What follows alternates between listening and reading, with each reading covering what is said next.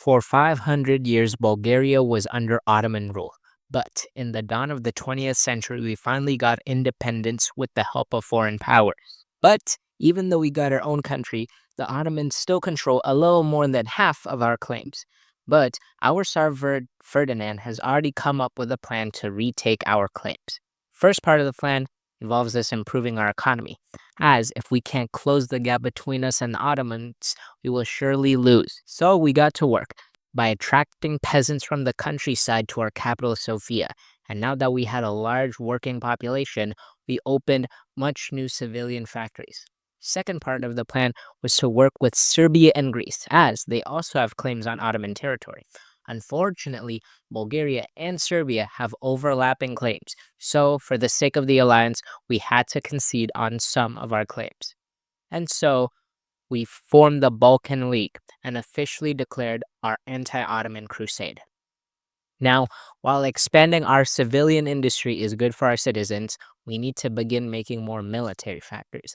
We also expanded our steel mining and smelting operations as it is essential to making weapons.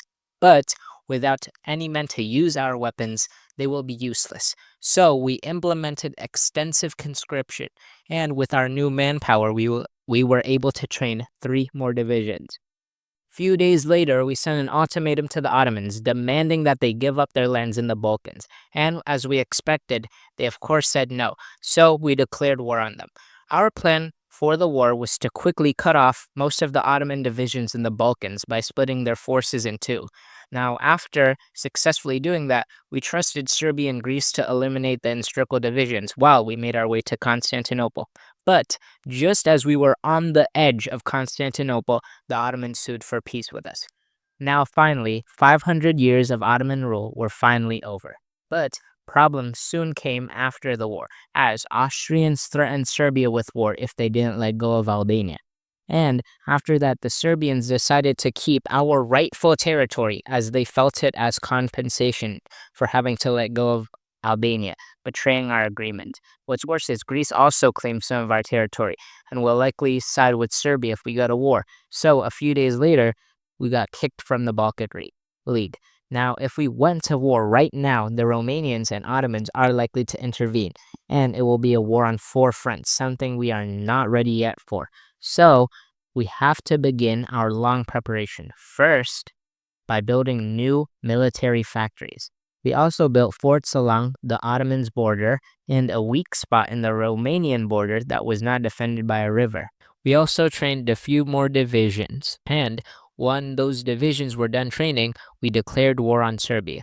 And as expected, the Romanians soon joined after, with the Ottomans joining too. But so far, it looks like our preparations are working, as nobody can push us. Now, our current strategy is to just let our enemies attack us into our lines constantly and exhaust themselves. So, after 1 year of doing that, it seems like Serbia and the Ottomans have stopped attacking us, as they have both taken about 100,000 casualties.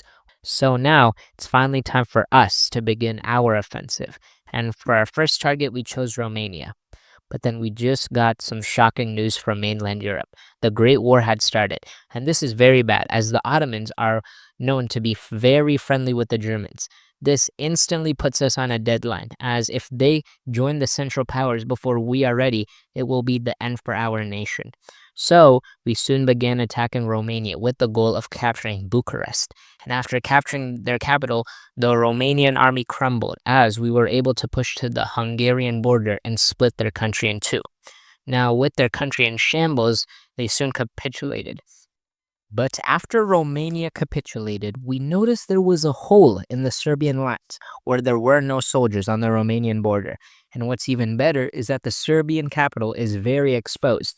So, we began attacking the Serbian lines with our main army to pin the Serbian divisions, preventing them from sealing that hole. Then, we sent a few divisions in there and began capturing land for free, as there were almost no soldiers. We even managed to capture the capital without much of a fight. Then, after capturing their backup capital, they finally capitulated. And we did it just in the nick of time, as a month after we won the Second Balkan War, the Ottomans joined the Central Powers. But by that time, our army had already taken entrenched defensive positions against Austria.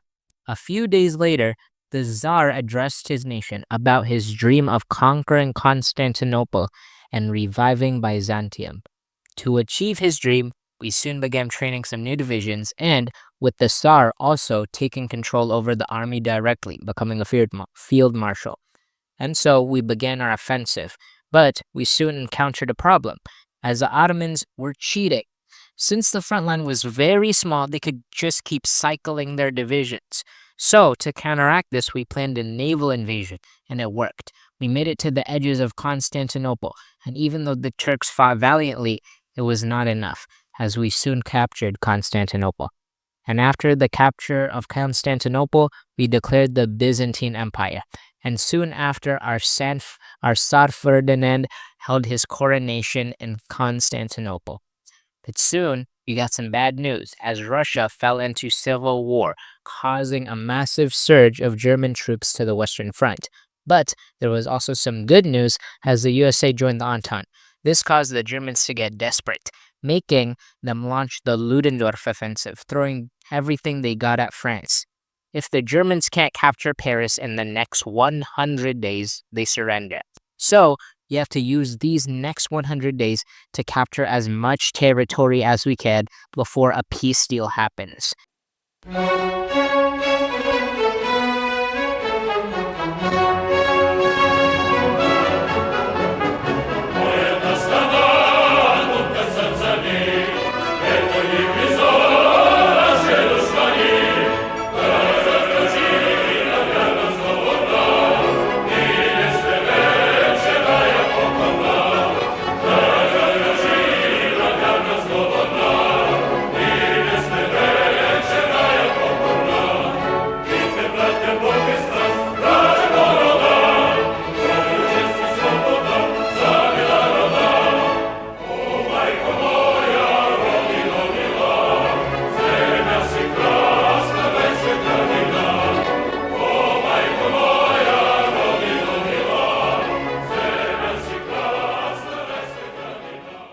After capturing too much of their territory, the Ottomans signed a separate peace deal with us, and we were able to annex all the Greek majority states from them. Now, back in mainland Europe, more and more American troops were arriving to France, and eventually the Germans threw in the towel and surrendered. In the peace deal, we were even able to unite all the Slavs by annexing Illyria from Austria. Thank you for watching my video. Please subscribe and share with your family and friends so my channel can grow.